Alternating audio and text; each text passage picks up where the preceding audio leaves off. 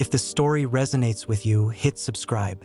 New stories every week about betrayal, resilience, and starting over. I was sitting in a cafe in Florence drinking the best coffee of my life when my phone rang. It was my son. His voice was shaking. "Dad, you need to know what Mom just did." I set down my cup and looked out at the Arno River catching the morning light, turning it into something that looked like hammered copper. I already knew this call was coming. I just didn't know it would feel this good to finally let it. But I'm getting ahead of myself. My name is Thomas Hale. I am 52 years old, and I spent 26 years of my professional life designing buildings for other people to live their dreams inside. Corporate headquarters, luxury residential towers, a museum in Phoenix that won an award I was genuinely proud of for approximately 3 weeks before my wife Diana informed me that the award dinner had been poorly catered and that my acceptance speech was too long. I am an architect. I understand foundations. I understand load-bearing structures. I understand exactly how much stress a material can absorb before it fails. What I failed to understand for longer than I should have was that my marriage had been failing structurally for years and that I had been doing what architects sometimes do with buildings they love too much, patching the cracks instead of reading them. Diana was 49. She worked as a brand strategist for a mid-sized marketing firm in Chicago, where we lived in a 4-bedroom house in Lincoln Park that I had renovated myself over 2 summers. She was sharp, socially fluent, the kind of woman who walked into a room and immediately understood its power dynamics. She had used that skill to build a career she was proud of and a social life that revolved around being seen in the right places with the right people saying the right things. I had spent 22 years being the wrong thing in the right places. My business partner was a man named Greg Fallon. We had built our firm together from a 2-person studio above a dry cleaner in Wicker Park into a 30-person practice with a national reputation. Greg was charming, gregarious, the kind of man who closed deals over dinner while I was back at the office refining the drawings. We complemented each other for years.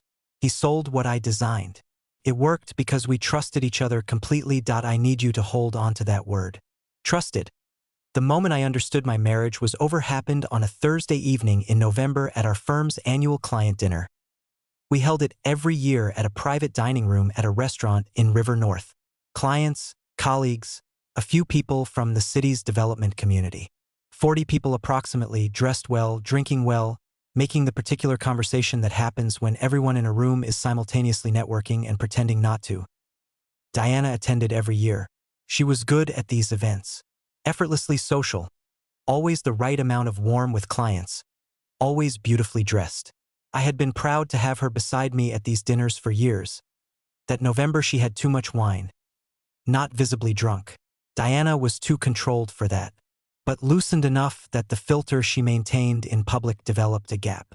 We were standing with 2 of our largest clients, a developer named Carl Hutchinson and his wife, when Carl asked Diana how she felt about the Phoenix Museum project winning the AIA award the previous spring. Diana smiled. She set her hand briefly on my arm in the way she did when she was performing warmth rather than feeling it. "Thomas works so hard," she said. "He really does." She paused just long enough. "It's just too bad all that talent goes into buildings nobody actually lives in." She laughed lightly. "Institutional architecture. Very impressive on paper. Doesn't exactly make for interesting dinner conversation after 20 years." Carl laughed politely. His wife looked at her glass. I kept my expression exactly where it was.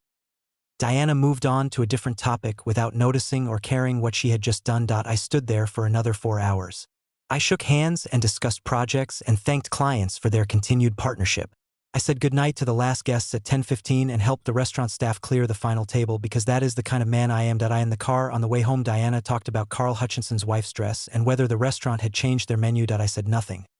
When we got home, I went to my office and sat at my desk in the dark for 2 hours. Not out of devastation, out of clarity. The kind of clarity that arrives not like a lightning strike but like a slow, complete sunrise. Unavoidable and permanent. I had been embarrassed before. Diana had a sharpness that occasionally drew blood in private. But she had never aimed it at me publicly. Not in 22 years. Something had shifted in her calculation of what I was worth protecting. I knew what that meant. I opened my laptop and started making a list. The decision to leave did not happen that night. The planning did. I want to be honest about the timeline because I think people assume these things are impulsive. They are not. At least mine was not. What happened that November evening was not a decision. It was a recognition.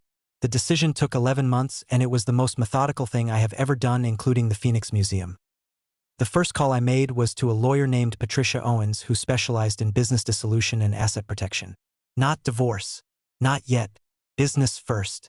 I needed to understand exactly what my equity position in the firm was worth and what a clean exit looked like legally before I made any other move. Patricia was thorough and direct. She reviewed our partnership agreement over 2 weeks and came back to me with a number and a structure. My 38% equity stake in Hale Fallon Architecture could be sold back to Greg at a valuation we had established in our original agreement. The buyout clause was clean and had never been contested because neither of us had ever expected to need it. She asked me why I was looking at this. I told her I was considering a significant life change and wanted to understand my options before I made any decisions. She nodded in the way that lawyers nod when they understand more than you have said. Over the following months I restructured quietly. I moved my personal savings into accounts held solely in my name, which they largely already were because Diana and I had always kept our finances more separate than most couples. A point of tension between us for years that I now recognized as structural foresight I had not consciously intended. I also did something that took considerably more patience. 14 months before I left, I had quietly begun negotiating a specific contractual arrangement with 2 of our firm's largest institutional clients. Both contracts had renewal clauses that I restructured to include a provision tying the firm's engagement to a named principal architect, specifically to me by name. The language was standard in certain specialized contexts, and Greg had signed off on the overall contract renewals without reading the specific renewal terms closely because Greg trusted me completely. I had used that trust carefully and legally to build something that would matter later. Patricia reviewed both contracts. She chose her words with precision. "Thomas," she said, "this is entirely within the scope of your authority as a named principal. It's also going to create significant complications for the firm if you're no longer part of it." "I know," I said. She looked at me for a moment. "When are you planning to leave?" "Spring," I told her. She nodded and wrote something down. "I told our son Marcus in February. He was 24, working as a structural engineer in Seattle, had inherited my tendency toward precision and his mother's directness in equal measure. I drove up to see him on a weekend in February and told him everything over dinner at a restaurant he liked near his apartment." He listened without interrupting. When I finished, he was quiet for a long moment. Then he said, "I know about Greg." I looked at him. "I've known for about 4 months," he said. "I saw them together in the city when I was visiting in October. A restaurant in the West Loop. I thought about calling you." He looked at his plate. I didn't know what to say. "I'm sorry, I didn't." I told him he had nothing to apologize for. That I had suspected for longer than 4 months and that I had been waiting until my position was secure before I moved. "Are you okay?" he asked. I told him the truth. I had not been okay for years. I was going to be. I told him about Florence. I had visited once for a conference 12 years earlier and had walked along the Arno at 6 in the morning before any sessions began and felt something I had not felt since graduate school.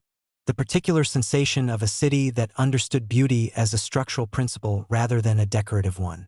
I had thought about that morning more times than I could count in the years since. I had already found an apartment. A 1-bedroom near the Santo Spirito neighborhood with a terrace that looked toward the Altrarno rooftops.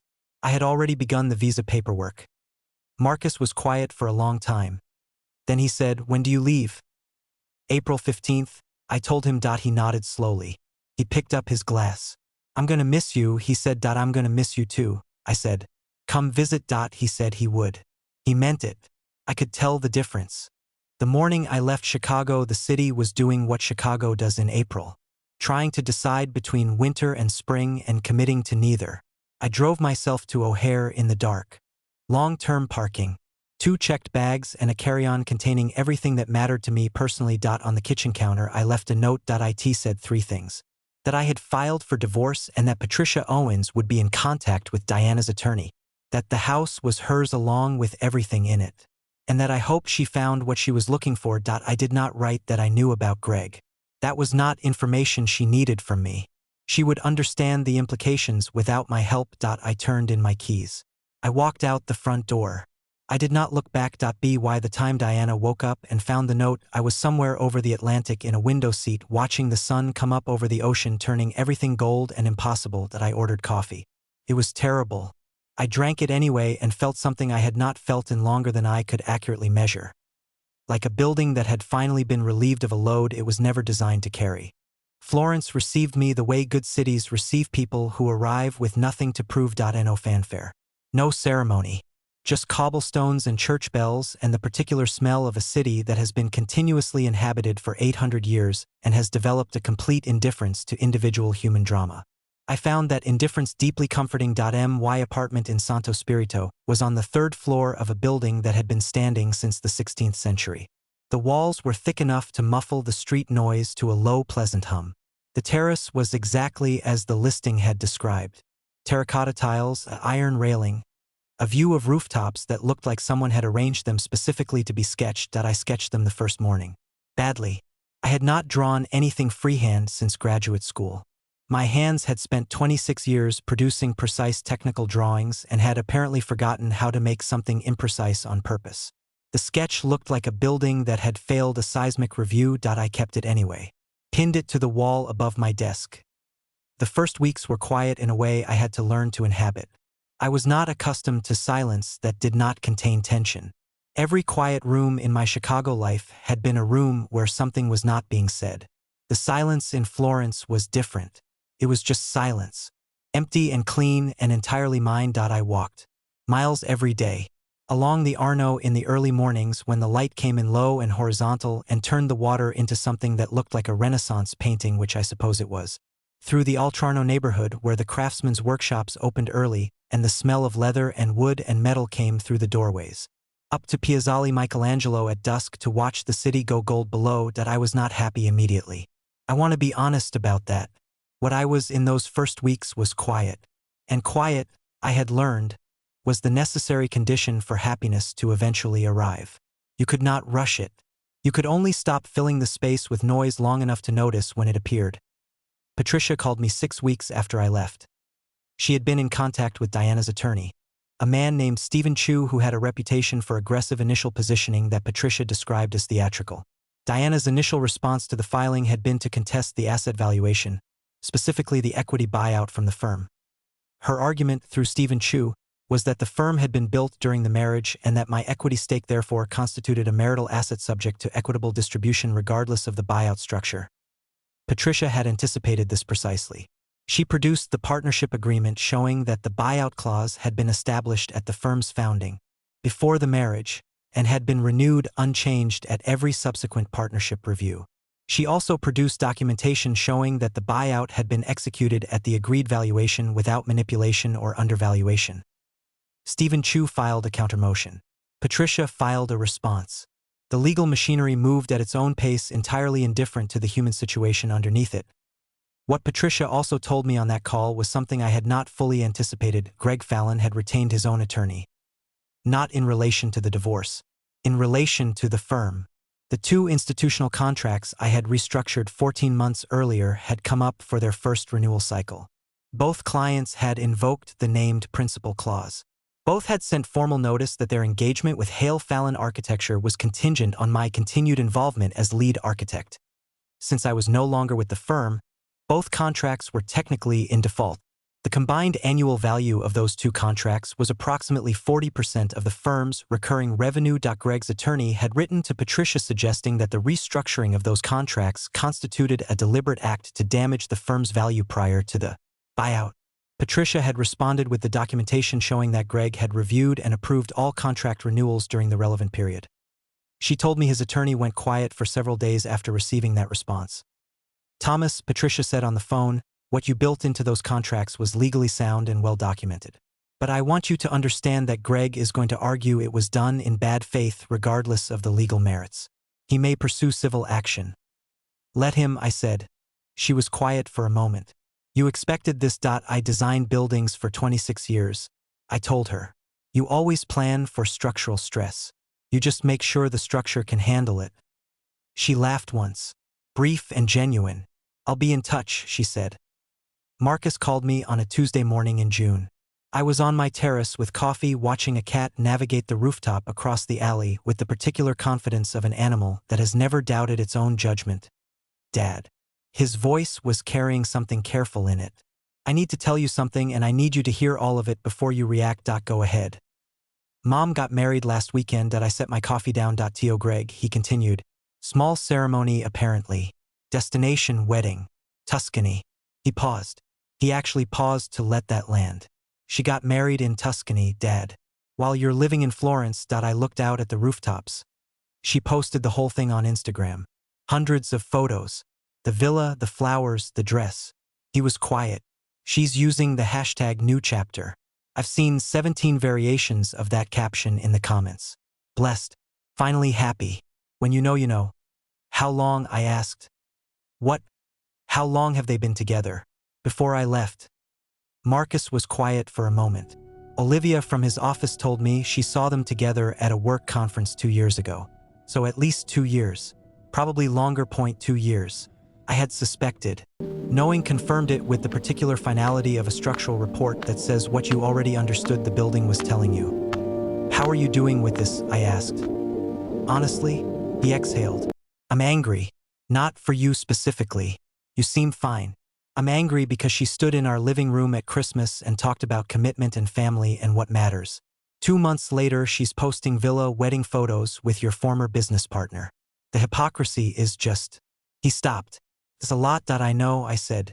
I'm sorry you're carrying any of this. I'm okay. I just wanted you to hear it from me before you saw it somewhere else. I appreciate that. He paused. Are you really okay? Because you sound okay and I can't tell if that's real or if that's you doing the thing where you don't show what you're feeling. I looked out at the Arno visible between 2 buildings at the end of the street. A tourist boat was moving slowly upstream. 2 people on the deck pointing at the Ponte Vecchio. I'm really okay. I told him. I promised. I could hear him deciding whether to believe me. Then he said, the Tuscany wedding is about 40 minutes from Florence. I know, I said. Did you know when you chose Florence? I chose Florence because of a morning walk in 2012 and because the light is extraordinary and because the coffee is the best I have ever had in my life. He laughed. Okay. I believe you. The call came on a Thursday morning 10 weeks after the wedding. I was at my usual cafe near the Ponte Santa Trinita. The owner, a woman named Julia who had stopped correcting my Italian after the 3rd week and simply started responding to whatever I attempted, had brought my espresso without being asked. I was reading an architecture journal and watching a group of students sketch the bridge facade from the embankment. My phone rang. Diana. A number I had not deleted because Patricia had advised me to keep it accessible during the legal proceedings. I answered. Thomas. Her voice was tight in the specific way it got when she was managing something that had gone outside her control. I need to talk to you about the firm. I set the journal down. Greg received formal notice yesterday from both institutional clients. She was speaking carefully, choosing each word. The contracts are defaulting. His attorney says the restructuring you did was. She stopped. He says you did it deliberately to undermine the firm's value before the buyout. I listened. Thomas, those contracts represent almost half the firm's annual revenue. Greg has had to let 4 people go already. He's in conversations with his lender about restructuring the firm's credit line. She paused. This is real damage. I understand that. I said. We need to talk about undoing it. If you agreed to come back as a consulting principal, even just on paper, the clients would likely reinstate the contracts and. I know, I said. Silence. Thomas, Greg built that firm with you. You can't just. Greg built that firm with me, I said. And then he spent at least 2 years building something else with my wife while I was at my desk drawing buildings for other people. So I think we can agree that the accounting between Greg and me is somewhat more complicated than the contract restructuring. The silence that followed was long and specific. The silence of someone who has just understood that the person they are speaking to knew more than they had realized. She spoke quietly. You knew. I knew, I said. For how long? Long enough to plan carefully, I said. The same way you did. She made a sound I had not heard from her before. Not anger. Not tears. Something more honest than either. The sound of someone sitting down suddenly in an empty room. The contracts are legally structured, I continued. Patricia can explain the details to Stephen Chu. There is no legal basis for a claim of bad faith given Greg's documented approval of every renewal. If he pursues civil action, he will spend more on litigation than the contracts are worth, and he will lose. I paused. Diana, I left you the house. I left you everything in it. I took what was mine legally and I left. That was the most generous thing I could have done given the circumstances. What Greg is dealing with now is the natural consequence of taking over a partnership he didn't fully understand. Her voice was very quiet. I didn't know about the contracts. I know you didn't, I said. That was between Greg and me. Another long silence. Then she said something I had not expected. Not a request. Not an argument. Just 4 words delivered in a voice I had not heard from her in 20 years. Are you happy there? I looked out through the cafe window at the Arno. The morning light was doing what it did at that hour, turning the water into hammered copper and making the city look exactly like the thing it actually was. Something built carefully over centuries by people who understood that beauty and structure were not opposites. Yes, I said. I really am. She was quiet for a moment longer. Then the call ended without ceremony. No goodbye. Just the absence of her voice, which was, I realized, exactly what peace had sounded like for the past 6 months. Patricia called me the following week. Greg's attorney had withdrawn the civil action threat. The documentation was too clean and the legal costs too certain.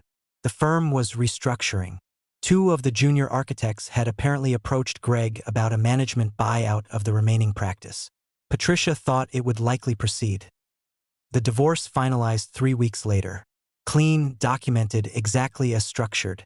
Diana received the house, the furnishings, and her own financial accounts. I received my buyout proceeds, my personal accounts, and my freedom, which was the only thing I had actually wanted.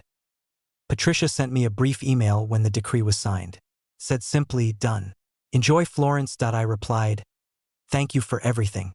She had earned every dollar I paid her and more. Marcus visited in September. He arrived on a Friday afternoon with a single backpack and the slightly overwhelmed expression of someone encountering Florence for the first time without a tour group to process it through. I met him at the train station and walked him across the Ponte Vecchio as the afternoon light came in low over the river. He stopped in the middle of the bridge and looked upstream toward the hills. Dad, he said. I know. I said. We walked for 3 hours that first afternoon. Through the Altrarno, up through the San Miniato neighborhood, back down along the river as the city went gold and then amber and then the particular deep blue of Florentine evenings that I had been trying to sketch for 5 months with limited success. At dinner he told me about work, about a project he was proud of, about a woman he had been seeing for 4 months named Claire, who was a landscape architect and who had apparently told him on their 3rd date that she verified everything before. She trusted it, which he said had made him laugh out loud. She sounds like someone worth keeping. I told him. He smiled. I think so. He told me Diana and Greg had listed the house. The firm's restructuring had affected Greg's finances more significantly than anticipated, and the house they had purchased together 3 months after the wedding was larger than their current situation supported. I said nothing about that. How do you feel about it? Marcus asked. About which part? I said. Any of it. All of it. I thought about it honestly the way he deserved. I feel like a man who spent 26 years designing load-bearing structures and finally understood that the most important one was himself. I said, I feel like I should have left 5 years earlier. And I feel genuinely grateful that I left when I did instead of 5 years later. He nodded. He looked at his wine glass. Then he looked at me. You look different, he said. Not younger exactly. Just less. I don't know. Less compressed. I laughed. That is the most accurate description I have heard. After dinner we walked back across the Arno in the dark. The bridges were lit and the river held the reflections of the city lights in long rippling lines. A street musician near the Ponte Santa Trinita was playing something slow and unhurried that floated across the water and dissolved into the dark. Marcus put his hand briefly on my shoulder the way he had learned to do from me, the gesture that meant more than whatever words surrounded it. I'm glad you're here, Dad, he said. Not here visiting. Here. In this city. Living this. So am I said. More than I can tell you. We walked back to the apartment along the river. The city was doing what it did at night. Humming quietly, holding its centuries lightly, entirely uninterested in the particular details of any individual life passing through it. That indifference, I had learned, was not coldness. It was freedom. Some structures are worth saving. Some need to come down so something true can be built in their place. The hardest part is knowing the difference. The best part is that once you do, everything that comes after is built on ground that actually holds.